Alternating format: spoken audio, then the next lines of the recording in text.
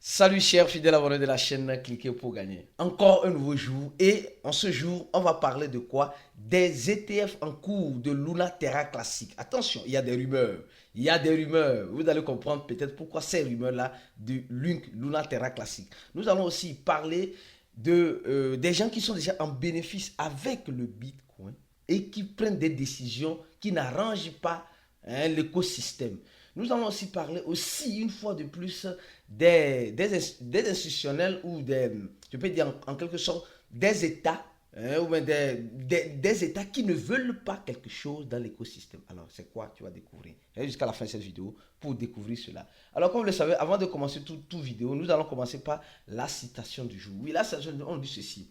La hausse du Bitcoin n'est pas toujours la hausse des altcoins. Attention. Aujourd'hui, plusieurs personnes se disent non, le Bitcoin est en train de monter, le Bitcoin est en train d'augmenter. Obligatoirement, la crypto-monnaie chouchou que j'ai dans mon wallet doit augmenter, mon frère, ma soeur. Non, ce n'est pas comme cela. Si le Bitcoin monte, vous allez remarquer qu'il y a certains qui chutent fort, fort. Et il y a d'autres qui montent un peu. Il y a d'autres qui montent peut-être un peu beaucoup.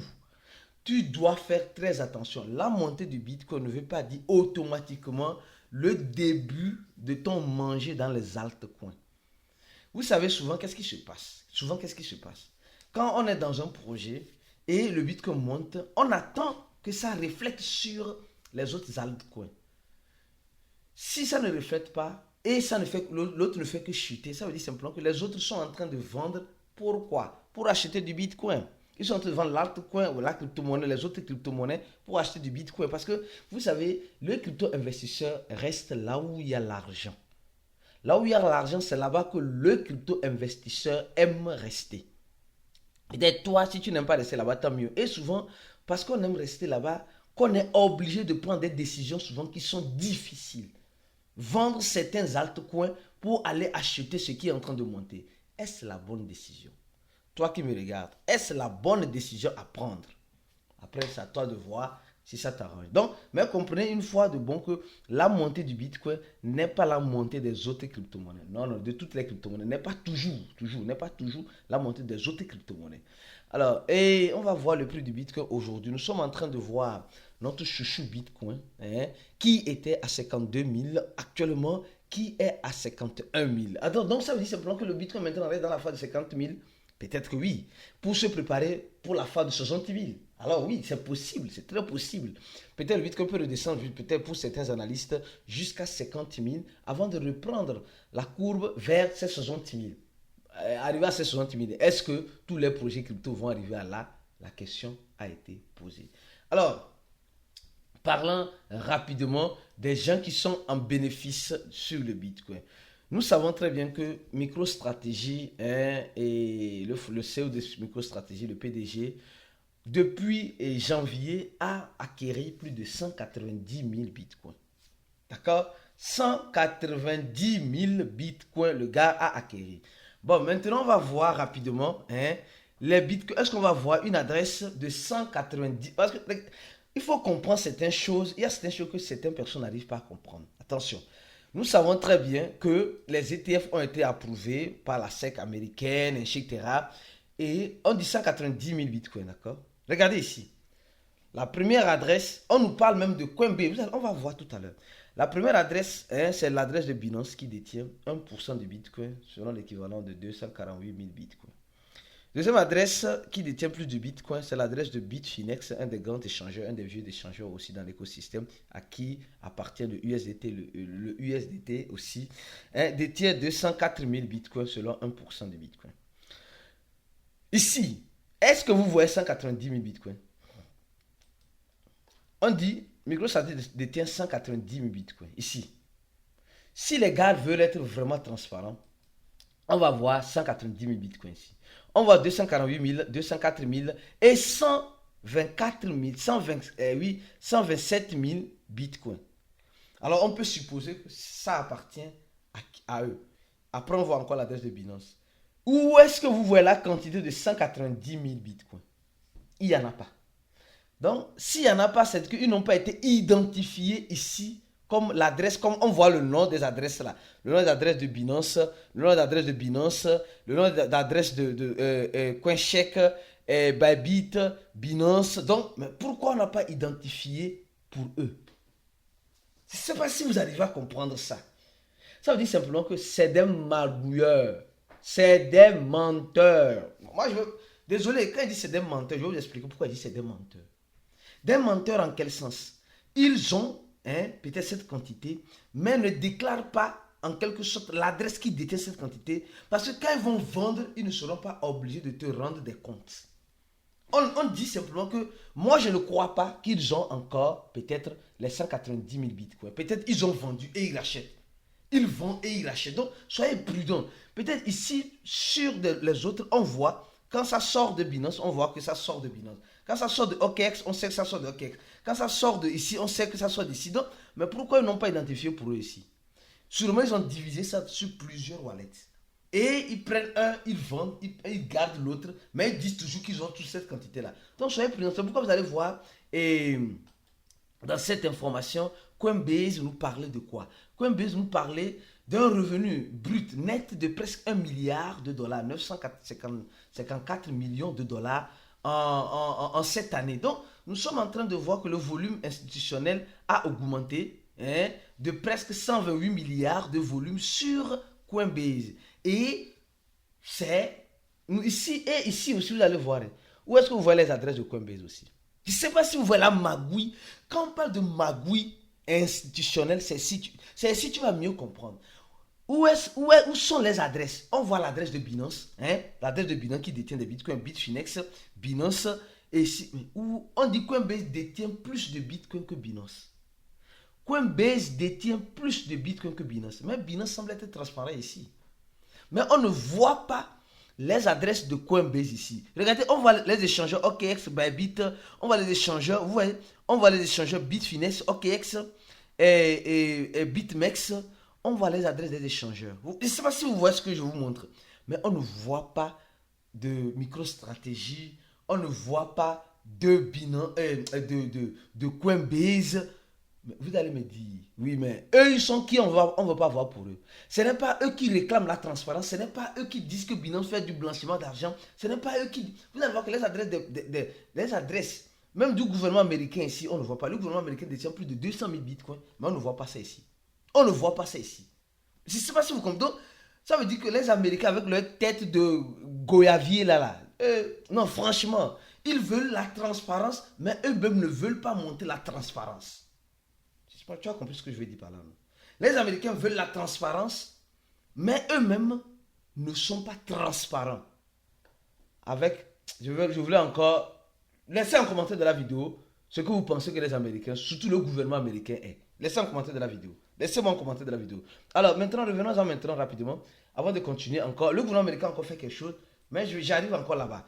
On va parler de Lunk. Luna Terra Classic.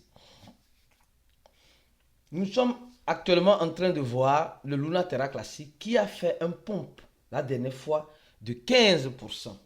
Et certaines personnes ont commencé par dire, c'est parce que les ETF sont en préparation d'approbation. Est-ce vrai cette information? Les ETF sont en préparation d'approbation. Est-ce vrai cette information? Nous allons décortiquer ça. Déjà, parce que vous savez, on dit que le Bitcoin monte à cause de l'approbation des ETF. C'est ce que tout le monde dit. C'est ce que tout le monde dit. Et c'est ce que nous avons vu un mois après. On dit que le Luna Terra Classic aussi, le Luna Terra Classic, en quelque sorte, aura ses ETF approuvés. Regardons ceci. Nous voyons que bien que l'effondrement de Luna a causé cela, le volume reste toujours à 738 millions de dollars. Et la capitalisation plutôt, désolé. Et on voit le volume qui a augmenté de 100, combien de pourcents? 100 et 73%, c'est-à-dire 200 millions de dollars. Les ETF approuvés ou pas approuvés sur Luna Terra Classic, vous devez comprendre qu'aujourd'hui, Luna Terra Classic a quelque chose en commun avec le Bitcoin. Mais cela ne veut pas dire que ce qu'elle a en commun va la pousser automatiquement à avoir les ETF approuvés. Non, je ne crois pas trop à ça. Ce que vous devez comprendre, c'est que ce qu'ils ont en commun, le Bitcoin a été abandonné par Satoshi Nakamoto, d'accord? Le Luna Terra Classic aussi a été abandonné, mais je ne crois pas réellement à l'abandon à 100% de Luna Terra Classic par l'équipe de, voilà, de Terra Fondation. Oui, c'est quoi Terra Fondation, leur structure qui s'occupe de cela. Mais nous regardons au niveau des burns. Regardons, attention. Le mécanisme de burn de Luna Terra Classic continue. Le Terra Classic continue, le link continue tranquillement. Et qui parle de Terra Classic doit aussi parler de USTC. C'est comme les deux monnaies marchent de pair. Hein. Les deux monnaies marchent de pair. Et j'ai pensé à... Regardez ce que je vais vous montrer tout à l'heure. Le USTC, l'ancien stablecoin de Luna Terra Classic, a fait un volume de plus de 322%. Elle est revenue à 3 centaves. Les gars, souvent je me pose la question. Je ne sais pas si vous êtes une fois posé la question. Supposons que, que le Bitcoin arrive à 150 000 $. Et que la tendance suit avec cette montée-là. Ça peut revenir à 1 $. Mais ça va revenir à 1 $ à cause du mécanisme, ou bien peut-être ça peut venir à 10 centaves, supposons. Bon, je ne vais pas trop exagérer. À 10 centaves de dollars. Je ne dis pas de courir pour aller investir. Hein. Oui, pardon, mon frère Daman, loin de là. Je ne dis pas cours, allez, va investir. Non. Je suis en train de faire une analyse et une supposition.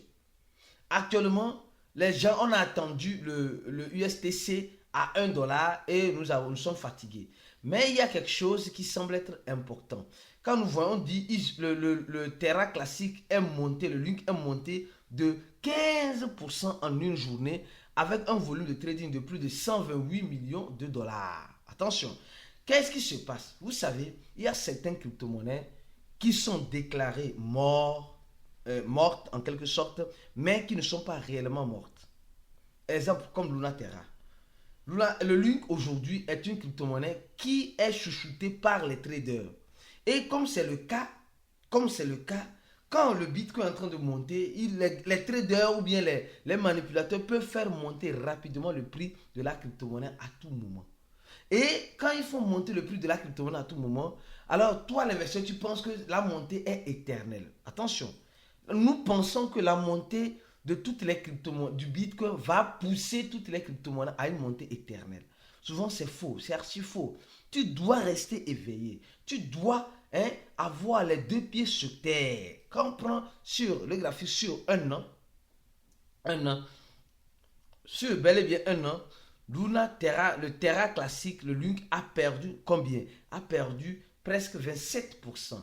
Mais quand on prend le Bitcoin sur un an, il a perdu 27%. Quand on prend le Bitcoin simplement sur un an, vous allez voir où a été rentable pour l'investisseur qui est dans Luna Terra classique et où qui est dans le Bitcoin. D'accord? Regardez très bien, un an. Ici, un an, on a plus de 100%, on a fait x2. Or, de l'autre côté, on a fait un divisé par 0, c'est pas, et quelques. Donc, celui qui a investi 100 $ dans Luna Terra classique, en attendant l'espoir de voir le Luna Terra classique revenir à 100 $, il a perdu 27% de son investissement. Mais celui qui investit 100 $ dans Bitcoin, il y a cela un an, il a déjà fait 200 $ de plus. Ouais, un peu. Donc, maintenant, quand on parle des ETF, là, oui, les ETF ont été approuvés, les ETF. Les gars, vous savez, c'est des rumeurs. Souvent, les gens disent ça pour te faire croire que cette monnaie va monter parce que le Bitcoin est en train de monter à cause de ces institutionnels. Ils vont nous faire croire que les institutionnels sont en train de chuchoter encore Luna Terra classique comme voilà, nous sommes en train de le voir. Nous devons être vigilants, prudents, très prudents. C'est pourquoi je dis une chose, en crypto-monnaie, il faut savoir filtrer l'information. Parce que l'information circule. Les ETF sont en cours. Les ETF de Luna, ça peut être vrai parce qu'en crypto-monnaie, c'est pas, tu ne peux pas dire c'est archi impossible. C'est impossible que cela soit vrai. Ça peut être vrai. Attention, ça peut être vrai. Un jour, je ne sais pas. Mais aujourd'hui, à ce que nous sommes en train de voir, je crois bien qu'on est loin de cette réalité-là. C'est pourquoi il faut apprendre à analyser les informations avant de prendre les bonnes décisions. Et si tu veux apprendre comment mieux analyser les informations, comment manger vivant grâce à une information, nous avons un groupe fermé où nous faisons des analyses en temps réel de toutes les informations qui viennent dans l'écosystème pour dire, les gars, non, cette information-là peut toutefois peut-être faire propulser le prix du Bitcoin ou peut toutefois faire chuter le prix du Bitcoin ou de telles crypto-monnaies, de X ou Y crypto-monnaies. Et en ce sens-là, nous sommes prudents. Nous pensons plus à notre poche dans ce groupe-là. Est-ce que toi, tu es dans ce groupe-là? Si tu n'es pas dans ce groupe, mon frère, ma soeur, tu rates beaucoup de choses. Pour être dans ce groupe, c'est simple comme bonjour. Clique sur le premier lien en description de la vidéo et rejoins-nous le plus vite que possible. Et est-ce que tu as regardé cette vidéo-là? Cette vidéo-là, oui, 1 million de tokens pour tous. iDrop, attention, c'est encore d'actualité. Tu n'as pas encore regardé cette vidéo-là, je vais mettre ça à la fin de cette vidéo pour que tu puisses la regarder. Tu remplis juste les conditions et tu recevras 1 million de tokens gratuitement. D'accord? Gratuitement pour ceux qui veulent bien sûr les recevoir. Alors, clique sur le premier lien de la vidéo pour nous rejoindre dans notre groupe. On se dit à la prochaine vidéo. J'ai dit, on se dit à la prochaine vidéo. Et n'oublie pas de donner le j'aime à cette vidéo. Et ciao!